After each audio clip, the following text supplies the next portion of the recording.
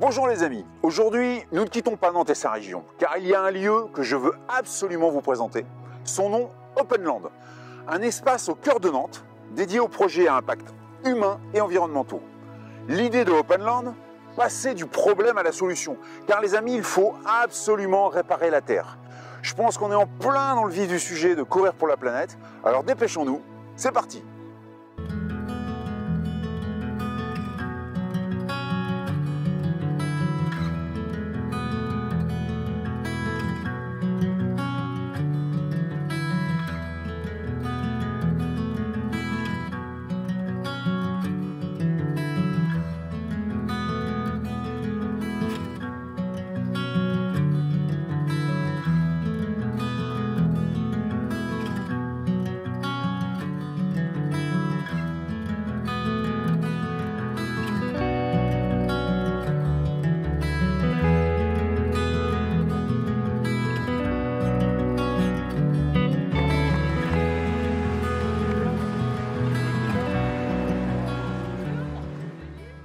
Aujourd'hui, nous sommes donc restés à Nantes, mais j'ai quand même effectué mon marathon le long de la Loire. Nous sommes restés car nous souhaitions rencontrer Walter Bouvet. Walter Bouvet qui a cette question permanente en tête, comment réparer la Terre? Walter, tu es donc le cofondateur d'Openland. Mais Openland, c'est quoi? Ça sert à quoi? Et pourquoi avoir inventé un lieu comme celui-là?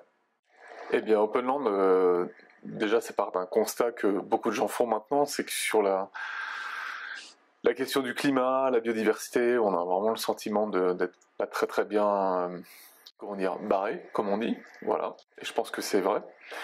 Et on peut juste se désespérer de la situation ou se dire qu'en fait, on a des défis à relever. C'est des défis humains, des défis qu'on n'a jamais vus dans l'histoire de l'humanité. La barre est vraiment très haut.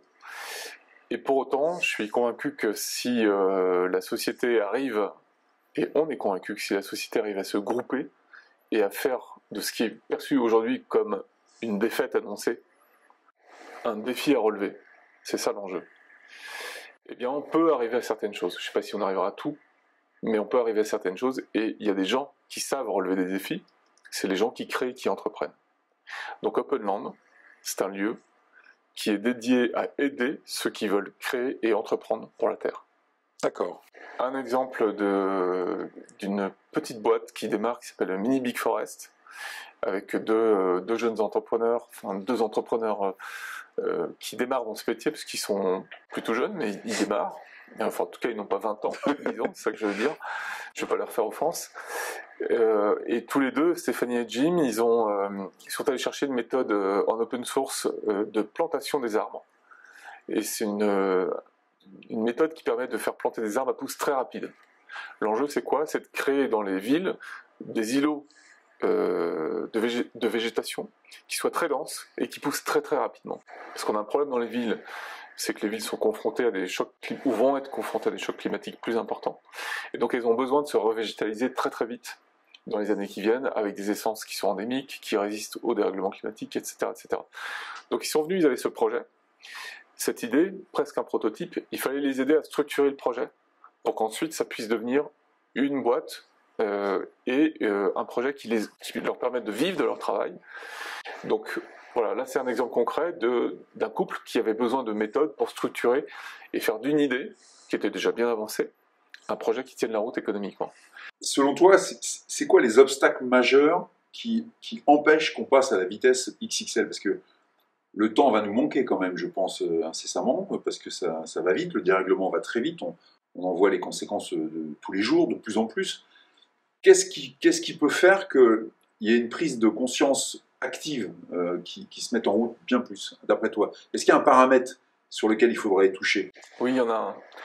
Il y en a un, et ce paramètre, en fait, on le connaît bien, puisque on l'a vécu depuis un an. En fait, c'est que quand on est touché dans sa chair, on comprend. Ouais.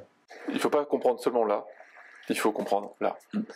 Et alors, c'est pas une bonne nouvelle, parce que ça signifie que la société, elle bougera réellement de manière massive quand elle sera fortement impactée. Sinon, en amont de ça, on a une idée, mais qui est un peu théorique des choses. Alors, tu as des personnes qui s'approprient tout ça et qui comprennent ce qui va se passer, donc ils sont capables de le transformer en vision.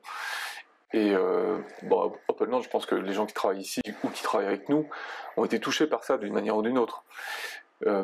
Mais pour que ça devienne massif, c'est-à-dire que tout le monde l'ait compris, je pense que la société commence à comprendre certaines choses, parce que même dans notre vie, on voit bien, on a eu des gels cette année qui étaient particulièrement coriaces, alors que la floraison des arbres fruitiers, par exemple, s'était faite.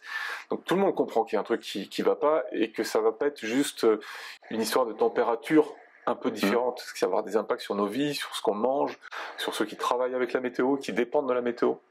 Mais pour ça, il faut le vivre. Je pense que c'est le paramètre essentiel. Et ensuite, les méthodes, on les a, on sait comment faire. Ce qui reste une bonne nouvelle. Ça reste une bonne nouvelle. Le seul point, c'est ce que tu disais à l'instant, c'est que comme le temps passe vite, et finalement le climat, la nature en général, elle n'a que faire des affaires humaines. Donc je pense que c'est un grand appel derrière à de l'intelligence collective et au fait de travailler ensemble sur ces sujets. Moi, j'adorerais qu'on se dise, ok, c'est mobilisation générale. Tu vois, c'est comme dans une guerre. Ouais. Sauf que là, l'ennemi, il est un peu impalpable, quoi. L'ennemi, c'est pas le climat. Bon, il est déréglé, mais c'est pas un ennemi en soi, si tu veux. Mais si on arrivait à vraiment se mobiliser de manière sincère, or je crois qu'aujourd'hui, on manque de sincérité au plus haut de l'État, c'est dirigé contre personne en particulier, c'est en général, au plus haut de l'État, des collectivités et parfois des entreprises. Il y a des gens qui bougent, il y a des lignes qui bougent fortement, mais ça ne bougera vraiment qu'avec une grande sincérité. Très bien.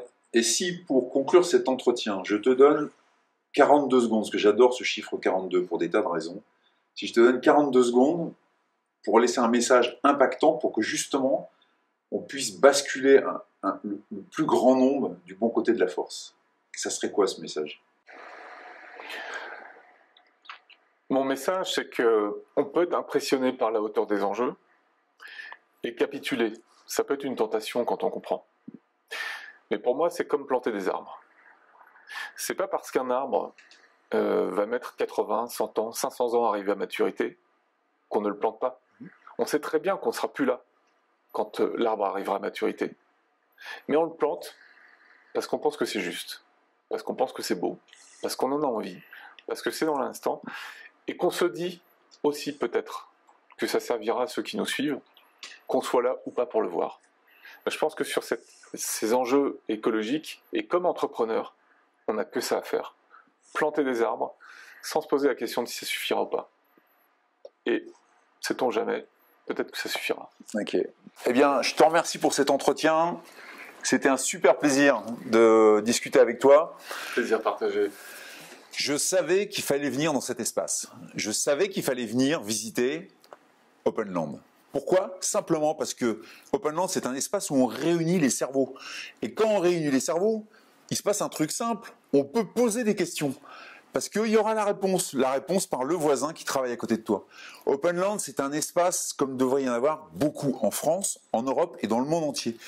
Parce que si on regroupe les têtes pensantes, eh bien on va aller en vitesse XXL sur l'évolution des projets. Et il est temps d'agir. Il est temps d'agir avec justesse et il est temps d'agir, comme le dit Walter, avec sincérité. Je vous laisse méditer là-dessus.